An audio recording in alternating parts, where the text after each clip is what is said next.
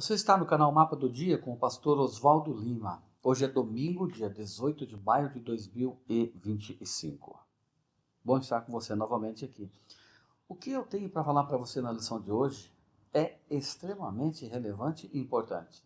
Não saia daí, porque hoje nós vamos perceber qual a relação que existe entre Cristo e o tabernáculo, o santuário do Velho Testamento. Como é que nós podemos encontrar a pessoa de Jesus dentro do estudo do santuário? E como isso impacta você para os dias de hoje, para você entender o que Cristo está fazendo no céu, que não veio até agora? A resposta está na lição de hoje. Participe, não deixe de acompanhar e de se inscrever, e também compartilhar com os amigos para que outros recebam a bênção. Pois bem, o tema da lição de hoje fala sobre o nosso sumo sacerdote. A gente sabe que na composição dos funcionários que trabalhavam no templo ou no santuário do Velho Testamento, havia os levitas, a tribo separada das 12, só ele, somente essa tribo poderia ministrar dentro do santuário. E eles não tinham herança nas terras vizinhas e repartido entre todas as outras tribos. Eles recebiam as ofertas e os dízimos das outras tribos para que eles se sustentassem delas e as suas familiares e assim ministrassem para o Senhor. Então, dentro dos levitas havia os sacerdotes e também o sumo sacerdote. Os sacerdotes ministravam no pátio, no lugar santo do santuário. E somente o sumo sacerdote ministrava no lugar santíssimo do santuário. E o sumo sacerdote podia entrar no lugar santíssimo do santuário apenas uma vez ao ano e ali fazer expiação pelo povo e pelo pecado do povo. Olha, o que nós podemos encontrar nesse projeto? Deus disse para Moisés: você tem que fazer um santuário. E Moisés não precisou buscar projeto, porque Deus diz: olha, o único projeto válido para essa construção eu já tenho pronto. E Deus deu para ele uma cópia do verdadeiro tabernáculo, o verdadeiro templo, o verdadeiro santuário que existe lá no céu. Assim sendo, Moisés começa a erigir o santuário e faz uma cópia extremamente fiel ao santuário do céu.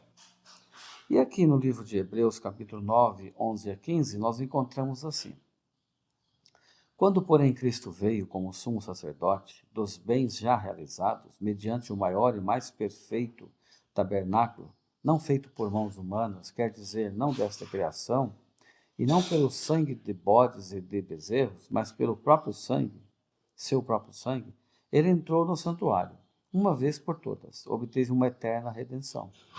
Portanto, se o sangue de bodes e de touros e a cinza de uma novilha espargidos sobre os contaminados os santificam quanto à purificação da carne, muito mais o sangue de Cristo, que pelo eterno Espírito eterno a si mesmo ofereceu sem mácula a Deus, purificará a nossa consciência das obras mortas para servirmos ao Deus vivo. Por isso mesmo, ele é o mediador da nova aliança, a fim de que os que foram chamados recebam a promessa da herança eterna, visto que houve uma morte para a remissão das transgressões que foram cometidas sob a primeira aliança.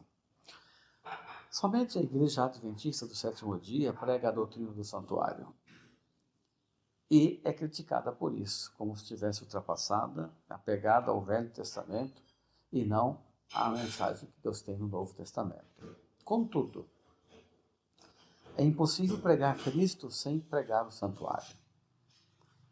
Tudo que tem dentro do santuário se casa com a pessoa de Jesus Cristo. A partir do animalzinho para o sacrifício, do serviço dos sacerdotes, dos móveis, das repartições e a própria luz que descia do céu, a Shekinah, tudo isso fala da pessoa de Jesus. Esse padrão usado para a construção do santuário, o tabernáculo da terra, era o de uma realidade superior, que é o santuário celestial. o ministério efetuado no tabernáculo do santuário da terra, que consistia na morte de cordeiros todos os dias para purificação e perdão de pecados, ficou obsoleto. Por quê? Porque o verdadeiro Cordeiro de Deus que tira o pecado do mundo veio a esta terra. Deus aparecia no santuário da terra pela glória do Shekinah. Deus baixou a terra no Novo Testamento através da presença do próprio Cristo, que se encarnou e viveu no meio de nós como nosso sumo sacerdote. Jesus é o perfeito sumo sacerdote. Não precisa oferecer sacrifício de animaizinhos, de cordeiros, porque ele ofereceu o seu próprio sangue como sacrifício pela humanidade. E quando a gente entra aqui no livro dos Salmos, nós encontramos uma verdade importante para entender algum desses detalhes. Como o povo de Deus interagia pessoalmente com o templo. Até o Salmo 122, verso 1, é fantástico porque ele traz o seguinte conteúdo: alegrei-me quando me disseram, vamos aonde mesmo? À casa do Senhor. Ir à casa do Senhor, ir ao templo, significa estar na presença do próprio Deus, adorando na beleza da sua santidade. O santuário não apenas apresenta símbolos que nos ajudam a ver Jesus, mas por meio dele também podemos explorar as experiências pessoais daqueles que compreenderam o que Deus desejava ensinar por meio dos seus serviços. Hoje, quando nós elevamos as nossas orações a Deus do nosso quarto, da nossa cama, do nosso carro, na estrada, no caminho, na praça, nós estamos entrando na sala de audiência do céu, que é o santuário celestial, lugar santíssimo. E lá, Deus, Jesus e o Espírito Santo trabalham juntos. Mas o próprio Filho de Deus ministra a nosso favor, recebendo as orações que sobem pelo Espírito Santo e são apresentadas a Ele. E Jesus apresenta o seu sangue diante do Pai e diz, olha, eu morri por estes, então perdoa-lhes.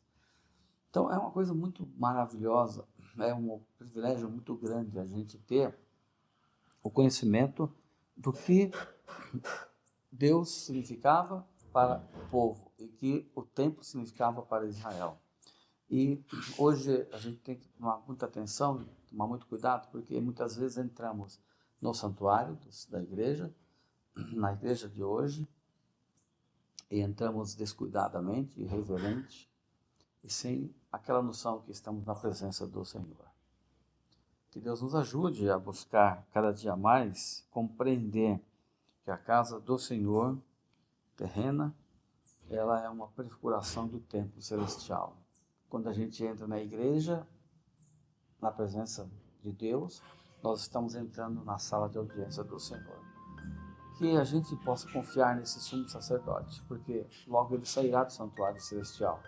E quando ele sair, ele deixará de ser nosso advogado e passará a ser o nosso juiz. Então a salvação terá efeito garantido final, não haverá mais esperança para quem for impenitente. Entregue seu coração a Jesus hoje, viva para Ele, porque isso é que faz diferença na sua salvação. Vamos orar. Ajuda-nos, Senhor, a olhar para Jesus como nosso sumo sacerdote, que ofereceu sua vida e seu sangue por resgate dos pecadores. Dá essa graça de estar na presença dele sempre. Em nome de Jesus, amém, Senhor. Eu sigo o mapa do dia. E você?